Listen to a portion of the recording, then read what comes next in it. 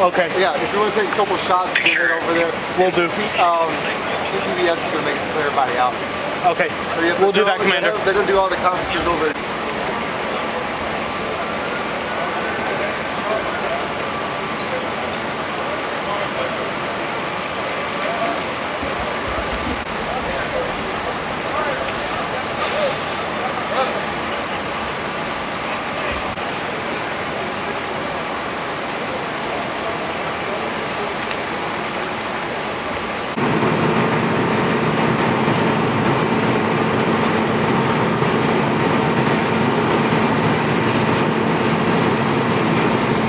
I do a quick rundown here. I need to get to the hospital, and then we'll do another one at the hospital. So good morning. Thanks for your patience. It's been a long night already here in this at Houston PD. So I'm going to give a quick rundown of what we had. At about a little before 2 o'clock, 75 Fox, which is one of our airships from our air operations unit, was on a call looking for reports of bodies in the bayou. They responded right before 2 a.m. and within minutes we got reports from a Houston Forensic Science Center crime scene unit that was working a murder scene in the 17,000 block of Imperial Valley that our helicopter had gone down. Officers immediately started checking the area, and they were actually flagged down. And the address is 17050 Imperial Valley. What's the name of that complex? Biscayne Apartments is where it actually crashed. The aircraft went down. We don't have any idea of why it went down at this time. We've established a crime scene and a perimeter. The pilot and the co-pilot were trapped in the wreckage for an extended period of time. HFD, Houston Fire Department assets responded to the scene and worked feverishly to extricate and cut the pilots out. They literally had to cut the pilots out of the wreckage. We were very fortunate that both pilots right now are in very critical condition in terms of very serious injuries. They're at the hospital. They were both life-flighted. The pilot and the flight officer were life-flighted to Hermann Memorial Hospital. Both are there, and trauma surgeons are now working on that. I'm not sure exactly where they're at, but we need prayers for these officers. They're in pretty bad shape, and we just would ask for prayers for the community that they both that God healing hands be laid upon them and that they recover. We have picked up the family members of our pilot and the tactical flight officer. We picked them up in their residences, and we have actually got them to the hospital. Might as well add this, at about 3 a.m. while we were working this scene, shots rang out across the street from the Biscayne Apartments. Police officers from the Houston Police Department immediately responded and took 3 suspects into custody. I want to thank Chief Satterwhite, Commander Fallis, Chief Lopez, Chief Bainbridge, and Lieutenant, was it Munoz that was here? Lieutenant Munoz, who is the night shift lieutenant here in this division, for their leadership and for coming out here and establishing it quickly. Most important, getting those shooters into custody right away without anyone getting injured. We have been very fortunate tonight that these pilots were able, and these 2 officers were able to be taken to the hospital because somehow, miraculously, no flames. The aircraft is it's basically the wreckage is pretty significant wreckage. There were no flames involved, and that's been a blessing and the silver lining. And the other silver lining is the pilot was able to avoid the apartment buildings, and actually was able to but crash it. And I'm not sure if he was doing the auto rotating. We're not sure yet. That'll be part of the investigation. But he was able to avoid the apartment buildings. As you can imagine, there's a lot of people in those buildings. And had they crashed into the building itself, it would have been, without a doubt, fatal. Highly probably would have been fatal. So we've been lucky so far. But we know we have 2 members of our department that are in pretty bad shape right now, and we need prayers from our community.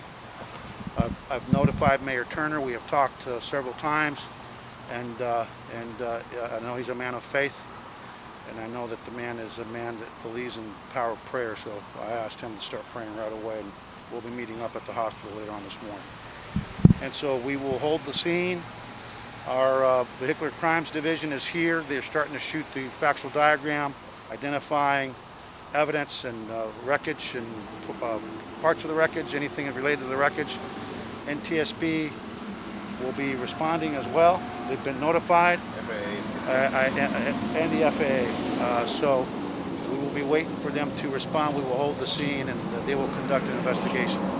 We will conduct, obviously, our own parallel investigation as a department, and I have already ordered Chief Satterwhite. I've directed him and his team that we're going to shut down any more flights until further notice. We will ask the DPS, the Department of Public Safety, and the Harris County Air Operations Division from Harris County Sheriff's Department to provide us with flight support for now. And that's just for precautionary measures and until we reassess in the next few days. With that, I'm going to open up to any questions, and I'll do quick Spanish, and we're going to get to the hospital. Chief, any indication? You said there were shots fired. We heard they're possibly being fired at helicopters that were. No, the shots fired occurred after the aircraft went down. We don't have any information that it was shot at or that hostile activity took place or any hostile action took our aircraft down. So we don't have any information to that. Were you mentioning that as a separate incident? That was a separate incident at 3 o'clock in the morning. This happened about, we actually found the wreckage. Officers were flagged down that were looking for the aircraft that had gone down. And at about 2:04, after being flagged down, the officers found the wreckage of the aircraft with the pilot and the tactical flight officer trapped. I mean, it was, HFD did a phenomenal job. You have to realize there's a lot of fuel on the ground, so you've got to worry about any kind of ignition that could happen.